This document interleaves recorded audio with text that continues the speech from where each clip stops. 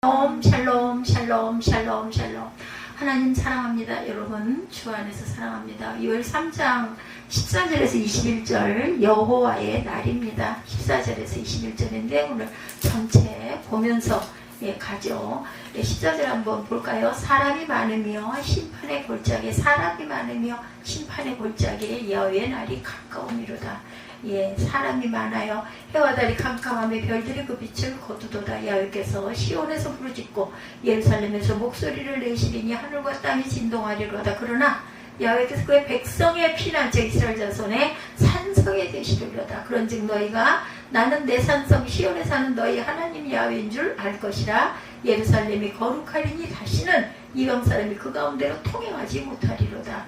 그날의 신들이 단 포도주를 떨어뜨릴 것이며 작은 신들이 젖을 흘릴 것이며 유다 모든 시내가 물을 흘릴 것이며 야훼 성전에서 샘이 흘러나와 시딤 골짜기에 내리라. 그러나 애굽은 황무지가 되겠고 에돔은 황무한 들이 되리니 이는 그들이 유다 자손에게 포악을 행하여 무죄한 피를 그 땅에 흘렸음이니라. 유다는 영원히 있겠고 예루살렘은 대도로 있으리라. 내가 전에는 그들의 피 흘림 당한 것을 갚아주지 아니하였거니와 이제는 갚아주니 이는 야훼께서 시온에 거하시느니라. 이제는 갚아주겠다고 말씀하시네요.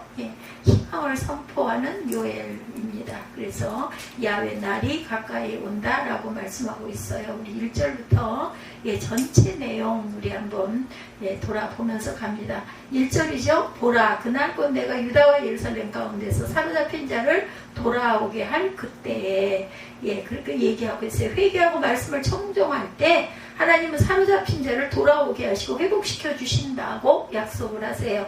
포로된 것을 회개하고 말씀을 청종할 때 포로에서 돌아오게 하신다. 신명기 30장 1절에서 4절입니다.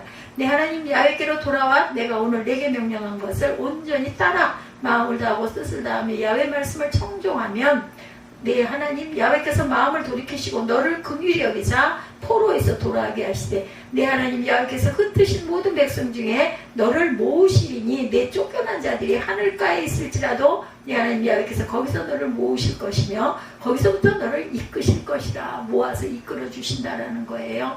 회복시켜 주신다. 6절 16절에서 18절 20절에서 21절 오늘 본문이 14절에서 21절이니까 그 안에 다 포함되어 있죠. 신명기 30장 5, 6절이죠. 내 하나님 야훼께서 너를 내 조상들이 차지한 땅으로 돌아오게 하사 내게 다시 그것을 차지하게 하실 것이며 야훼께서 또 내게 선을 행하사 너를 내 조상들보다 더 번성하게 하실 것이며 내 하나님 야훼께서 내 마음과 내 자손의 마음에 할례를 베푸사 너로 마음을 다하며 뜻을 다하여 내 하나님 야훼를 사랑하게 하사 너로 생명을 얻게 하실 것이며 이렇게 말씀하고 계세요. 열방에 대한 심판을 선포하죠. 주의 백성들을 핍박한 원수들에 대해서 선지자는 먼저 하나님의 백성들의 구원을 선포하고 있어요. 이는 곧 원수들의 심판을 상징하는 거죠. 우리를 구원하시면 원수들은 심판하시는 것이라는 거예요. 이제 야훼 나라의 이말 심판을 구체적으로 지금 예언하고 있습니다. 이날에 야훼께서는 하나님과 그의 백성들을 대적하는 원수들을 완전히 진멸하시리라고 말하죠. 반면에 이날에 하나님의 백성들은 원수들은 진멸이 되고 그 대신 거꾸로 하나님의 백성들은 온전한 구원의 승리를 거두게 된다는 거죠. 결국 야훼의 날은 원수들에게 멸망과 저주의 날, 성도들에게는 구원과 기쁨의 날이 되리라. 반대적으로 가죠. 심판과 구원이 이루어집니다. 심판의 장소는 여호사밧 골짜기인데 어느 장소인지는 정확하게 언급되지가 않아요. 원수들의 죄악은 구체적으로 말해 하나님의 백성들을 핍박한 죄입니다. 특별히 이들은 주의 백성들을 제비 뽑아 나누어 가졌고 소년들은 기생의 값으로 처녀들을 술값으로 넘겨주는 등의 아주 악한 행동들을 범하죠. 포로가 귀환합니다. 예레미야 30장 3절에 야훼 말씀이니라. 보라 내가 내 백성 이스라엘과 유다의 포로를 돌아가게 할 날이 오리니 내가 그들을 그 조상들에게 준 땅으로 돌아오게 할 것이니 그들이 그 땅을 차지하리라. 야훼께서 말씀하시니라. 열국을 모으시는 하나님이시죠. 스바냐 3장 8절이에요. 야훼가 말하노라. 그러므로 내가 일어나 범할 날까지 너희는 나를 기다리라. 내가 뜻을 접하고 나의 분노와 모든 진노를 쏟으려고 여러 나라를 소집하며 왕국들을 모으리라. 온 땅이 나의 질투의 불에 소멸되리라. 주의 백성들을 약탈한 원수들이에요. 요엘은 이제 이스라엘을 약탈하여 구를 이룬 두로와 시돈 그리고 블레셋의 죄에 대하여 심판의 말씀을 예언합니다. 이들은 이스라엘 사람들을 열국 중에 흩어지게 하지 않았지만 자주 침략을 했죠. 그래서 아주 못살게 굴었어요. 그래서 이들 나라들은 성전의 은과 금은 물론이거냐 백성들의 재물까지 탈취해서 자신들의 그 왕궁이나 자신들의 섬기는 우상의 신전에 바치는 일이 많았다고 그래요. 또한 이스라엘 사람들을 잡아서 가까운 에돔은 물론이려니와 먼 곳에 헬라에까지 노예로 팔아서 돈을 벌기도 했다고 합니다. 한마디로 이들 국가들은 강도와 노예 매매로 자신들의 부귀영화를 추구했어요. 그래서 하나님은 이들에게 보복하시겠다는 뜻을 엄히 경고합니다. 유다를 공격한 블레셋 역대하 21장 16, 17절에 야훼께서 블레셋 사람들과 구스에서 가까운 아라비아 사람들의 마음을 격동시키사 여호람을 치게 하셨으므로 21장 17절에도 보면 그들이 올라가서 유다를 침략하여 왕국의 모든 재물과 그의 아들들과 아내들을 탈취하였으므로 막내 아들 여호아하스 외에는 한 아들도 남기지 아니하였더라. 행한 대로 벌을 받게 되어 원수들은 오바다 1장 15절 스바 사람이 갑자기 이르러 그것들을 빼앗고 칼로 종들을 죽였나이다. 나만 홀로 피하였으므로 주인께 아래로 왔나이다. 이렇게 얘기하고 있죠. 오바다 1장 15절에 보면 그래서 3절에 또 제비 뽑아 내 백성을 끌어가 소년을 기생과 바꾸며 소녀를 술과 바꾸어 마셨음이니라. 두로와 시돈과 블레셋 사방아 너희가 나와 무슨 상관이 있느냐. 너희가 내게 보복하겠느냐. 만일 내게 보복하면 너희가 보복하는 것을 내가 신속히 너희 머리에 돌리리니 곧 너희가 내 은과 금을 빼앗고 나의 진귀한 보물을 너희 신전으로 가져갔으며 유다 자손과 예루살렘 자손들을 헬라 족속에게 빨아서 그들의 영토에서 멀리 떠나겠다 팔아먹었어요. 보라 내가 그들을 너희가 팔아 이르게 한 곳에서 일으켜 나오게 하고 너희가 행한 것을 너희 머리에 돌려 너희 자녀를 유다 자손의 손에 팔리니 그들은 다시 먼 나라 스바 사람에게 팔리라. 야훼께서 말씀하셨느니라. 너희가 우리 자손들을 팔아먹었으니 이젠 너희 자녀를 유다 자손의 손에 팔아버리겠다라고 말씀합니다. 너희는 모든 민족에게 이렇게 널리 선포할지어다. 너희는 전쟁을 준비하고 용사를 격려하여 병사로 다 가까이 나와 올라오게 할지어다. 10절입니다. 너희는 보습을 쳐서 칼을 만들지어다. 낫을 쳐서 창을 만들지어다. 약한 자도 이르기를 나는 강하다 할지어다. 사면의 민족들아 너희는 손키와 손 모일지어다. 야훼여 주의 용사들로 그리로 내려오게 하옵소서. 이렇게 말씀하고 있죠. 원수들에게 이 말 심판을 선포합니다. 하나님은 주의 백성들을 핍박하고 약탈하는 원수들에게 그대로 보응하시겠다고 심판을 선포하시죠. 읽었죠. 즉 그들을 노예로 삼아 멀리 스바에까지 팔아버리시겠다. 너희가 팔았으니 우리도 이제 이렇게 너희 자녀들을 팔겠다는 거예요. 이 예언은 머지않아 부분적으로 성취가 됩니다. 그래서 두로와 시돈, 블레셋은 바벨론과 헬라의 알렉산더 대왕에게 점령되게서 먼 나라의 포로로 팔려가기도 했어요. 하나님은 아브라함과 맺은 언약대로 너를 저주하는 자에겐 내가 저주하리니 라는 말씀을 그대로 이룹니다. 스바 사람 열왕기상 10장 1절 스바의 여왕이 야훼 이름으로 말미암은 솔로몬의 명성을 듣고 와서 어려운 문제로 그를 시험하고자 하여 하나님의 약속입니다. 창세기 12장 3절에 너를 축복하는 자에게는 내가 복을 내리고 너를 저주하는 자에게는 내가 저주하리니 땅의 모든 족속이 너로 말미암아 복을 얻을 것이라 하신지라. 이렇게 복을 주는 자들이 저와 여러분들이 돼야 되겠죠. 임박한 야훼의 날의 심판입니다. 전쟁을 요청하는 야훼 하나님은 원수들을 구체적으로 심판하시기 위해서 그들을 불러 모았어요. 그리고 원수들에게 군사력을 증강하여 전쟁을 준비하도록 풍자적으로 요청합니다. 이러한 요청에는 하나님의 심판 의도가 담겨져 있었던 거죠. 즉 원수들로 하여금 전쟁을 준비하고 일으켜서 서로가 서로를 죽이도록 심판하시겠다는 거예요. 이때 요엘 선지자는 간절히 기도를 합니다. 하늘의 천군 천사들은 이 땅에 보내달라고 요청을 하죠. 전쟁을 준비하라 이렇게 얘기해요. 예레미야 6장 4절에 너희는 그를 칠 준비를 하라. 일어나라 우리가 정오에 올라가자. 아하 아깝다. 날이 기울어 저녁 그늘이 깊었구나.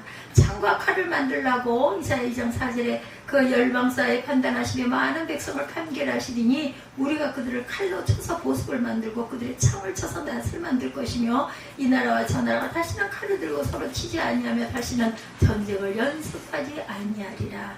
열국을 심판하시는 야훼예요. 하나님은 요엘의 기도에 응답하시죠. 그래서 온 열방들을 심판하시겠다는 의지를 분명히 밝히십니다. 하나님은 하늘의 천군 천사인 주의 용사들에게 원수를 멸하라는 명령을 내리신다고 했어요. 그래서 주의 용사들이 원수들을 심판하는데 마치 알곡과 쭉정이를 갈라 쭉정이는 불에 태우는 주숫대처럼 혹은 포도주 틀에 포도를 밟듯이 원수들을 진멸하리라 합니다. 그들이 이처럼 무서운 야훼의 진노를 받게 된 이유는 그들의 죄악이 크기 때문이다. 열국을 심판하실 야훼입니다. 시편 96편 13절에 그가 임하시되 땅을 심판하러 임하실 것임이라. 그가 의로 세계를 심판하시며 그의 진실하심으로 백성을 심판하시리로다. 심판의 모습이죠. 에레미야 51장 33절에 만군의 야훼 이스라엘의 하나님께서 이와 같이 말씀하시되 딸 바벨론은 때가 이른 타작마당과 같은지라 멀지 않아 추수 때가 이르리라 하시도다. 야훼 날의 징조예요. 요엘은 야훼 날이 임박해졌을 때의 모습을 보여줍니다. 마지막 심판의 날이 가까워오면 원수들이 한 곳으로 모이게 된다. 수많은 무리들이 큰 아우성과 혼란 속에 골짜기에 모이는데 이를 두고 요엘은 판결 골짜기, 심판의 골짜기다 이렇게 부르죠. 이렇게 무리들이 모이면 야훼 날이 임박해졌다는 징조인데 이때 하늘마저도 어둠에 잠기는 긴박한 상태가 벌어진다. 심판의 골짜기 에스겔 39장 11절에 그날에 내가 곡을 위하여 이스라엘 땅 곧 바다 동쪽 사람과 동행하는 골짜기를 매장지로 주리니 통행하듯 길이 막힐 것이라. 사람이 거기에서 곡과 그 모든 무리를 매장하고 그 이름을 하몬곡의 골짜기라 일컬으리라. 이름이 나왔어요. 야훼 날 요엘 2장 10절이죠. 그 앞에서 땅이 진동하며 하늘이 떨며 해와 달이 캄캄하며 별들이 빛을 헛투두가 깜깜해집니다. 이스라엘이 회복이에요. 하나님 백성들의 최우순위 드디어 야훼 날이 이르면 하나님 심판의 목소리가 온 천지를 기운들게 된다. 이때 원수들은 말할 수 없는 공포에 휩싸이게 되지. 그렇지만 이날의 주의 백성들은 야훼께서 친히 백성들의 피난처가 되고 산성이 되시자 영원토록 보호하시고 지켜주시겠다 이렇게 얘기해요. 우리 10절까지 읽었나요? 11절에 사면의 민족들아 너희는 속히 와서 모일지어다. 야훼여 주의 용사들을 그리로 내려오게 하옵소서 이렇게 기도합니다. 요엘이 민족들은 일어나 여호사밧 골짜기로 올라올지어다. 내가 거기에 앉아 사면의 민족들을 다 심판하리로다. 너희는 나 쓸쓸한 곡식이 이것도다 와서 밟을지어다. 포도주들이 가득 차고 포도주 독이 넘치니 그들의 악이 큽니로다. 사람이 많으며 심판의 골짜기, 사람이 많으며 심판의 골짜기, 야훼 날이 가까움이로다. 해와 달이 캄캄하며 별들이 그 빛을 거두도다. 지금 제가 읽어드린 부분이죠. 그리고 하나님과 주의 백성들이 영원토록 거처할 새 예루살렘 곧 하나님의 도성이 선포되고 백성들의 영원한 구원과 하나님 나라의 영원한 완성이 선포되어진다. 이를 통해서 주의 백성들은 야훼께서 우리들과 함께 거하셨음을 깨닫게 된다. 이렇게 말을 하죠. 사람이 많으며 심판의 골짜기, 사람이 많으며 심판의 골짜기 야훼 날이 가까움이라. 해와 달이 캄캄하며 별들이 빛을 거두도다. 16절입니다. 야훼께서 시온에서 부르짖고 오늘 본문이죠. 예루살렘에서 목소리를 내시리니 하늘과 땅이 진동하리로. 그러나 야훼께서 그의 백성들의 피난처 이스라엘 자손의 산성이 되시리로다. 그런즉 너희가 나는 내 산성 시온에 사는 너희 하나님 야훼인 줄 알 것이라. 예루살렘이 거룩하리니 다시는 이방 사람이 그 가운데로 통행하지 못하리로다. 그날에 산들이 단 포도주를 떨어뜨릴 것이며 작은 산들이 젖을 흘릴 것이며 유다 모든 시내가 물을 흘릴 것이며 야훼 성전에서 샘이 흘러나와 시뛴 골짜기에 되리라. 그러나 애국은 황무지가 되겠고 에돔은 험한 들이 되리니 이는 그들이 유다 자손에게 포악을 행하여 무죄한 피를 그 땅에서 흘렸음이니라. 유다는 영원히 있겠고 예루살렘은 대대로 있으리라. 내가 전에는 그들의 피 흘림 당한 것을 갚아주지 아니하였거니와 이제는 갚아주리니 이는 야훼께서 시돈에 거하시니라. 내가 너와 함께 있으리라. 이 말씀을 하고 계십니다.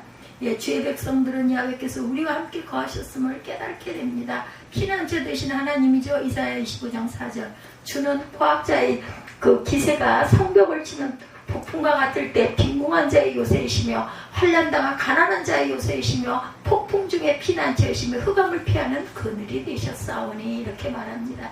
성도들의 승리예요. 이사야 52장 1절입니다. 시온이여 깰지어다 깰지어다 내 힘을 낼지어다. 거룩한 성 예루살렘이여 내 아름다운 옷을 입을지어다. 이제부터 할례받지 아니한 자와 부정한 자가 다시는 내게로 들어옴이 없을 것입니다. 야훼 날에 있을 영원한 축복입니다. 요엘 선지자는 이제 결론이에요. 요엘서 마지막 결론이죠. 야훼 날에 주의 백성들이 받게 될 영원한 축복을 예언하고 있어요. 야훼 날에 강림하시는 주님께서 우리들에게 젖과 꿀이 넘치는 아름답고 영화로운 새하늘과 새 땅을 주신다고 하셨죠. 이곳은 물과 샘이 넘치는 곳이라 했는데 이는 큰 기쁨과 행복이 넘치리라는 것을 상징하고 있습니다. 그리고 이날에 애국과 애동으로 상징되는 원수들은 심판을 받아 전멸하게 될 것이다. 반면 원수들에게 학대를 받아오던 하나님의 백성들은 야훼가 주시는 영원한 기업을 소유하고 번영과 평화 속에 영원히 야훼와 동고동락을 하게 된다. 뿐만 아니라 하나님의 백성들이 흘릴 무지한 피와 고통에 대해 반드시 갚아주시겠다고 하나님이 약속하시죠. 결국 하나님 나라가 영원한 승리가 보장되는 축복의 말씀을 허락하십니다. 원수들의 멸망, 이사야 34장 5절에 야훼 칼이 하늘에서 족하게 마셨은즉 보라, 이것이 에돔 위에 내리며 진멸하기로 한 백성 위에 내려 그를 심판할 것이라. 백성들을 지키시는 야훼죠. 시편 125편 1, 2절 야훼를 의지하는 자는 시온산이 흔들리지 아니하고 영원히 있음 같도다. 산들이 예루살렘을 두른과 같이 야훼께서 그의 백성을 지금부터 영원까지 두르시리로다. 그래서 3장 결론이에요. 요엘이 선포한 야훼 날에 하나님의 백성과 원수들의 운명이 확연한 차이를 가지고 드러납니다. 원수들은 자신들의 죄의 대가로 멸망에 이르게 될 것이고 하나님의 백성도 오직 하나님의 은혜로 새 생명을 소유하게 될 것이다. 이것이 바로 야훼 날에 하나님 나라가 거두게 되는 영원한 승리를 의미하는 그러한 것이죠. 오늘날 성도들 구원과 승리의 날이 될 야훼 날을 사모하는 저와 여러분들이 되셔야 할 줄 믿습니다. 그래서 14절에서 21절 야훼 날이에요. 인간의 두 얼굴 내면의 진실이라는 책이 2009년에 인기리에 방영되었던 EBS 다큐 프로그램으로 엮어낸 책이라고 합니다. 이 책 속에 매우 놀라운 내용이 담겨 있어요. 바로 모든 인간은 착각하는 존재라는 거예요. 누구도 예외 없이 모든 인간은 착각하며 살아간다. 그리고 인간이 착각하게 되는 근본적인 이유는 자기 중심성 때문이라고 합니다. 그럴 수 있어요. 그렇죠? 예를 들어 다른 사람에게 어떤 메시지를 전할 때 자기가 이해했다고 생각하면 다른 사람도 이해했을 것이다 이렇게 생각을 한다는 거예요. 그래서 그 사람에게 필요한 충분한 정보를 전하지 않는 경향이 알 거야. 내가 이렇게 하는데 너도 알지. 그냥 그렇게 착각을 한다는 거죠. 더 놀라운 건 사람의 뇌구조에는 착각을 일으킬 수 있는 부분이 존재하는데 한편으로는 이게 착각이라는 걸 알려주는 부분은 없다고 합니다. 그래서 한번 착각하면 착각 속에 빠져 살게 된다. 예를 들어 공주병이나 왕자병에 걸린 사람은 평생을 공주나 왕자인 것처럼 착각 속에 살 가능성이 크다. 예지가 그런 거 아닐까요? 오늘 본문 역시 인간의 착각을 지적하면서 착각을 바로잡아주기 위한 말씀들이에요. 야훼 날 요엘 선지자가 이제 1장에서 3장까지 끝인데 자기가 본 환상을 기초로 이스라엘 백성에게 선포한 예언을 기록한 말씀이죠. 그 내용을 한마디로 요약해보면 야훼 날에 대한 계시예요. 야훼 날이 임할 것이라 이런 말씀입니다. 요엘서는 3장밖에 안 되는 그 내용이 짧은 말씀이죠. 이 짧은 말씀 중에 야훼 날이라는 표현이 4차례 반복됩니다. 1장 15절, 2장 1절, 2장 11절, 3장 14절. 1장 15절, 2장 1절, 2장 11절, 3장 14절이에요. 그 중에 오늘 본문 3장 14절에 야훼 날이 가까움이로다 라고 말씀하죠. 이렇게 요엘 선지자는 야훼 날이 머지않아 임할 것이라고 여러 차례 반복해서 강조하고 있어요.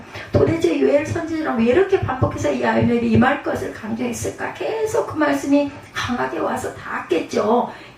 간단해요. 사람들이 착각하고 있기 때문이다. 사실 당시 많은 사람이 야훼 날이라는 것이 임하지 않을 것이라고 계속해서 거짓 선지자들이 엄청 많았죠. 망할 것이다, 망할 것이다, 망할 것이다 하는데 흥할 것이다 라고 계속 그런 일은 절대로 없을 것이다, 평강할 것이다, 샬롬 샬롬 그죠? 그렇게 말해요. 야훼 날이 임하더라도 먼 훗날에 임할 것이라고 착각하면서 살아요. 그래서 죄 짓고 악을 행하고 하나님의 진노를 불러일으키는 삶을 살고 있었던 것인데 예수께서 이런 착각 속에 빠져 살고 있는 인간들의 교만한 본성을 지적하신 일이 있죠. 마태복음 21장 33절 이하에 보면 포도원 농부의 비유에 관한 말씀이 기록되죠. 포도원 주인이 농부에게 포도원에 새를 주고 탕옥으로 갔어요. 포도 열매를 거둘 때가 돼서 종들을 농부들에게 보냅니다. 그런데 농부들이 새를 낼 생각을 하지 않고 종 하나를 때리고 하나를 죽이부터 돌로 쳐서 그죠? 죽이죠. 주인이 이번엔 더 많은 종들을 보내죠. 이번에도 농부들이 그렇게 못된 짓을 합니다.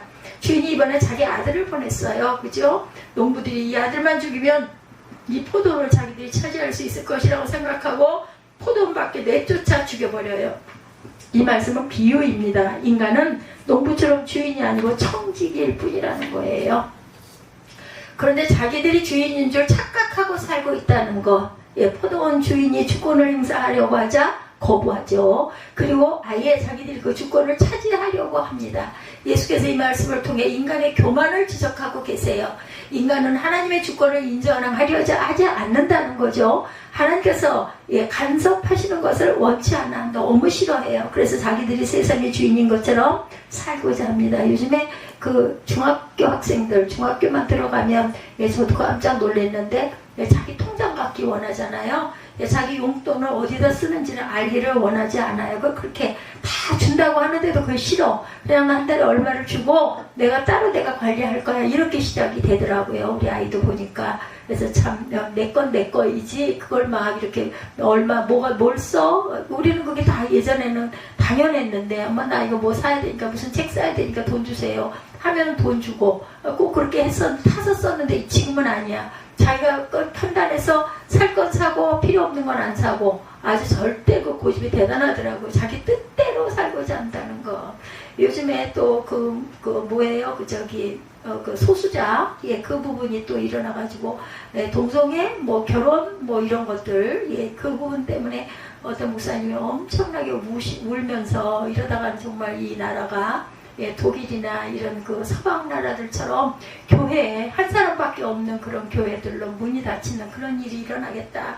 동성애를 인정하지 않으면 결혼을 거부하고 결혼식을 거부하고 인정하지 않으면 결국 감옥에 잡혀가고 이런 심판이 일어나는 재판이 일어나는 일이 있겠다. 이걸 도대체 어떻게 했으면 좋겠느냐. 우리 많은 기독교인들이 다 성명을 해가지고 이것이 절대로 통과되지 못하게 우리나라만이라도 이렇게 하자고 울면서 나오셔서 얘기하는 영상이 우리 저기 방에 계속 뜹니다. 그래서 그걸 이제 수영장을 가면서 이렇게 보다가 사무엘에게 의견을 한번 물어봤어요. 사무엘아, 너는 어떻게 생각하니? 동성애 부분을 어떻게 생각하니? 뭐 그럴 수 있다고 생각한다. 단번에 다 그렇더라고요. 그래서 그거 하나님의 창조 섭리에는 위반이 되는 건데, 위배가 되는 건데, 크리스찬으로 절대 있어서는 안 될 일인데, 이게 지금 서구 여러 나라에서 이렇게 일어나가지고 우리나라에까지 확산이 돼서 이 목사님이 이렇게 울면서 얘기하는데 너는 그 부분에 대해서 어떻게 생각하니? 그랬더니 나는 뭐 별로 그럴 수도 있다고 생각하고 남의 일인데 그걸 뭘 그렇게까지 심각하게 생각하지 않는데요. 그럴 수 있다고도 생각을 한대요. 그 얘기를 듣고 요즘의 아이들의 생각은 다 저렇구나. 우리는 절대로 안 된다. 어떻게 그럴 수가 있어? 인 건데 그럴 수도 있어가 돼버린 거예요. 그래서 참 요즘에는 남의 일에 별로 크게 관심 두지 않으려는 그런 부분이 결국은 이렇게 그래서 이제 교회에 사람이 정말 무슨 어디 만들어 놓은 그냥 하나 지어놓고 여기는 무슨 교회인데 하고 보여지기 위한 그런 교회들이 돼가겠구나 하는 생각이 참 마음이 안타까웠어요. 거기다 대고 어쩜 넌 그렇게 말하니? 그런 게 어디서 이런 얘기 얼른 못하겠더라고요. 그래서 그냥 하나 의견을 물어봤으니까 그렇게 하고 제가 넘어왔습니다. 자기 뜻대로 다들 살고자 한다는 게 편하게. 요즘에 아이도 낳지 않고 그냥 편안하게 또 결혼식도 하지 않고 그냥 같이 좋으면 좀 살다가 정이 안 되겠다 하면 또 나누기도 하고 이런 세상이 왔어요. 결국 인간은 영원히 인간의 날만 있기를 바란다라는 거죠. 내가 살아있는 동안만 잘 살다가 그냥 편안하게 살다 하고 싶은 거 하고 살다가 먹을 거 그 부분만 내가 해결을 하면 나는 그냥 자유하고 싶다 이건 것 같아요. 야외 나를 인정하지 않고 그날이 없다고 주장하며 살아가는 것이다. 미국의 작가 존 스타인백은 노벨 문학상을 받으면서 한 연설에서 의미심장한 말을 한 일이 있습니다.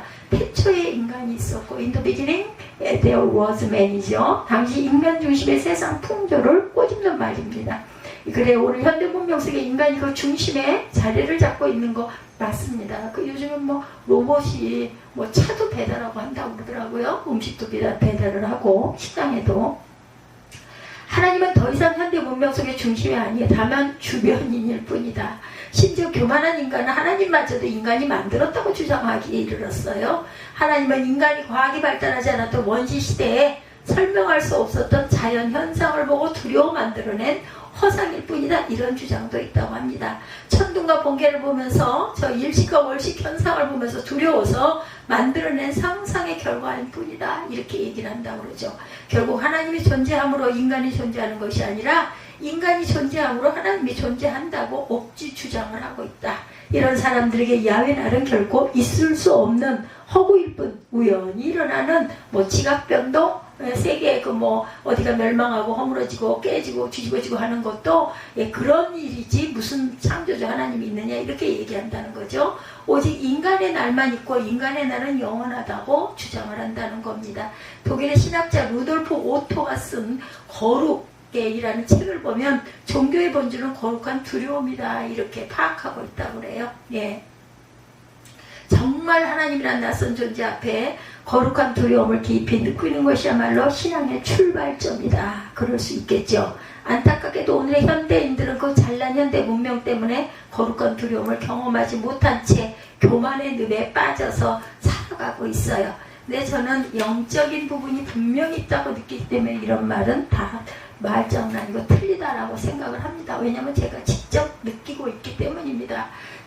최근에 영국의 그 이론 물리학자 스티븐 호킹 박사가 위대한 설계 그랜드 노진이라는 책을 출간했어요. 이 책의 호킹 박사는 지금까지 과학적 연구 결과 우주는 중력의 법칙과 양자 이론에 따라 무에서 자연적으로 발생한 것이고 이 자연 발생이 바로 인간과 우주가 존재하게 된 이치이며 여기에는 우주가 창조되고 작동하는데 신을 개입시킬 필요가 없다 이렇게 기록을 했다고 하네요. 게다가 이 우주 안에 하나님의 간섭할 공간이 없다고 썼다고 합니다. 하나님의 우주 창조를 전면적으로 부정하는 주장이죠. 안타까운 것은 호킹 박사는 신학자 오토가 말하는 거룩한 두려움을 경험해보지 못했기 때문이라고 이토록 교만한 말을 하게 된 것이라고 합니다. 맞아요.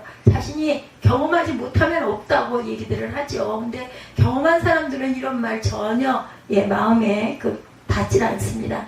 이런 사람들에게 야훼 날은 결코 있을 수도 없고 있어서도 안 되겠죠. 오직 인간의 날만 있을 뿐이에요. 근데 오늘 본문에 보면 요엘 선지자가 분명하게 말씀합니다. 야훼 날이 분명히 있다. 그리고 그날이 지금 가까이 오고 있어요. 야훼께서 통치하시고 심판하실 야훼 날이 있음을 여러분들 잊지 마시기 바랍니다. 그리고 그날이 이미 가까이 와 있음도 잊지 마십시다. 결코 우리는 우리 인생의 주인이 아니에요. 내가 돌아갈 날을 모르고 내가 내일 어떤 일이 일어날 줄 모르는데 어떻게 내가 주인이겠어요. 주인이 따로 계시죠. 다만 우리는 청지기일 뿐이다. 이 점을 절대 잊지 마십시다. 심판의 날 66절이죠. 야훼께서 시온에서 부르짖고 예루살렘에서 목소리를 내시리니 하늘과 땅이 진동하리로다 이렇게 말씀합니다. 야훼 날에 야훼 심판이 시작될 것이라는 거죠. 여기서 시온과 예루살렘은 야훼 날이 없다고 착각하고 오직 인간의 날만을 주장하던 자들이 조롱하고 저주하고 공격하던 목표이기도 하다. 그러나 야훼 날을 기다리는 하나님의 백성들이 사모하던 곳이기도 해요. 그리고 이곳은 사도 요한이 계시록에 말씀하던 새 예루살렘이고 에스겔 선지자가 말했던 야훼 산마라고 부르던 그 새로운 성읍이죠. 여호와 산마교회 이일성 목사님 생각이 납니다. 이분도 아마 이런 감동이 있어서 교회를 지으시면서 이름을 야훼 산마라고 지신 것 같아요. 야훼 날에 바로 이 새 예루살렘 야훼 산마로부터 심판의 소리가 들려올 것이다. 여기 계시다 이런 뜻이죠. 그 심판의 소리는 온 우주가 두려워 떨며 듣게 될 것이고 그 소리와 함께 하늘과 땅이 진동하게 될 것이다 라고 말씀하네요. 야훼 날은 바로 심판의 날이고 인간의 날만을 주장하던 교만한 인간들을 심판하는 날이다. 야훼 날을 조롱하고 하나님의 주권을 무시하던 자들은 심판하는 날이다. 하나님의 백성들을 저주하고 박해하고 공격하던 자들을 심판하는 날이다. 성경에 보면 하나님의 심판은 크게 두 종류가 있지. 하나는 예고편과 같은 심판이 있고 다른 하나는 본영화, 예고편 다음에 본영화 같은 심판. 예고편은 맛보기고 본영화는 진짜죠. 실제로 예고편과 같은 심판은 이미 성경에 수도 없이 임합니다. 이미 창세기 3장의 심판이 시작되죠. 우선 하와를 미혹하던 뱀에게 심판이 임하죠. 3장 14절에 보면 내가 모든 가축과 들의 모든 짐승보다 더욱 저주를 받아 배로 다니고 살아있는 동안 흙을 먹을지니라. 저주를 받아요. 그래서 정말 뱀이 그대로 하죠. 다음으로 인간 심판입니다. 하와에게 임신하는 고통을 크게 더하시고 아담에게는 평생 수고하여 소산을 먹도록 심판하셨어요. 그리고 인간으로 하여금 흙으로 돌아가는 죽음의 심판을 하십니다. 예고편과 같은 심판의 하이라이트는 창세기 6장 이하에 나오는 노아 홍수 심판이죠. 당시 인간의 죄악이 세상에 가득하고 그 마음으로 생각하는 모든 계획이 항상 악하여서 하나님께서 홍수로 그들을 심판하세요. 이때 사람은 물론이고 가축과 기는 것과 공중의 새까지 모두 모든 생명체들이 홍수 심판을 받아서 다 죽어요. 그러나 본경과 같은 진짜 심판은 따로 있다. 야훼 날에 임할 심판이다. 계시록 20장 10절에 보면 또 내가 보니 죽은 자들이 큰 자나 작은 자나 보좌 앞에서 있는데 책들이 펴있고 또 다른 책이 펴졌으니 곧 생명책이라. 죽은 자들이 자기 행위를 따라 책들에 기록된 대로 심판을 받으니 바다가 그 가운데서 죽은 자들을 내주고 사망과 음부도 그 가운데서 죽은 자들을 내주며 각 사람이 자기 행위대로 심판을 받고 사망과 음부로 불못에 던져지니 이것은 둘째 사망 곧 불못이라. 누구든지 생명책에 기록되지 못한 자는 불못에 던져지리라. 히브리서 9장 27절에도 한 번 죽는 것은 사람에게 정한 것이 그 후에는 심판이 있으리니. 성경에 셀 수 없이 많은 곳에 심판을 예고하고 있습니다. 이것은 하나님께서 정해놓으신 것이고 결코 변하지 않을 것이다. 그리고 반드시 이루어질 것이다. 이 점을 절대로 잊지 마십시다. 로댕의 대표작 하면 누가 뭐래도 생각하는 사람이죠. 이 작품은 원래 로댕이 단테의 신곡 중 지옥편들을 주제로 해서 지옥의 문이라는 조각작품을 제작했는데 그 여러 작품 가운데 하나라고 그래요. 나중에 그 작품들 하나하나에 저마다 이름을 붙였는데 이 작품에 생각하는 사람이라는 이름이 붙은 것이죠. 로댕 전기를 쓴 라이너 마리아 릴케는 이 작품에 대해서 다음과 같이 말하고 있습니다. 그는 말없이 생각에 잠긴 채 앉아있다. 그는 행위하는 인간의 모든 힘을 기울여 사유하고 있다. 그는 온몸이 머리가 되었고 그의 혈관에 흐르는 피가 피의 뇌가 되었다. 이 사람이 지옥문 앞에서 무슨 생각을 저토록 처절하게 하고 있을까? 나는 과연 어떻게 살아왔던가? 하나님께서는 과연 내게 어떤 판결을 내리실까? 나는 과연 무사히 심판대 앞을 통과할 수 있을까? 이런 것들을 생각하지 않을까? 그러나 이 사람은 이미 때가 늦었어요. 이런 생각은 지옥문 앞에서 할 생각이 아니죠. 이 땅에서 지금 우리가 이런 생각을 치열하게 하며 살고 있어요. 그래야 그 심판을 미리 대비할 수 있기 때문이다. 미리 깨달아 아는 지혜를 주옵소서 하고 기도하십시다. 우리는 아무리 잘난 척한다 해도 하늘 아래 매이로다 이죠. 우리나라 옛말에 보면 구원의 날, 오늘 본문에 소망스러운 말씀이 기록되어 있죠. 16절에 야훼께서 그의 백성의 피난처 이스라엘 자손의 산성이 되시리로다 라고 말씀하고 있어요. 비록 야훼 날이 임해서 심판이 시작된다 해도 하나님의 백성들 그 심판에서 오히려 구원을 받게 될 것이다. 그날이 오히려 우리에게는 구원의 날이 될 것이다. 믿지 않는 자들에게 심판의 날, 믿지 않는 자들에게 죽음의 날, 죽음의 문이 눈앞에 있지만 우리에게는 생명의 날, 생명의 문이 우리 앞에 열려있다. 18절에 그날에 산들이 단 포도주를 떨어뜨릴 것이며 작은 산들이 젖을 흘릴 것이며 유다 모든 시내가 물을 흘릴 것이며 야훼 성전에서 샘이 흘러나와 시딘 골짜기에 되리라. 야훼 날에 하나님의 백성들을 특별히 돌보시고 오히려 복을 내리실 것이다 말씀합니다.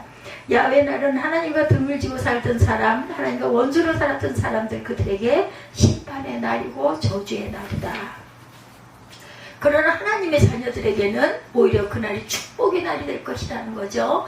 어느 성도가 꿈속에서 하나님의 심판대 앞에 섰다고 그래요. 의로우신 재판장인 하나님께서 신문하십니다. 너는 항상 진실했는가? 그렇지 못했습니다. 너는 항상 깨끗하게 생활했는가? 그렇지 못했습니다. 그럼 정직하게는 살았는가? 그렇지도 못했습니다. 신문이 끝나자 그 성도는 그만 머리를 깊이 떨구고 지옥 갈 생각만 하고 있었다고 그래요. 근데 갑자기 한 줄기 광채가 비치면서 예수님의 그의 곁에 오시더랍니다. 그리고 하나님께 이렇게 말씀하더래요. 아버지요, 이 사람이 세상에 있을 때 깨끗하게도 정직하게도 살지 못한 것을 저도 잘 압니다.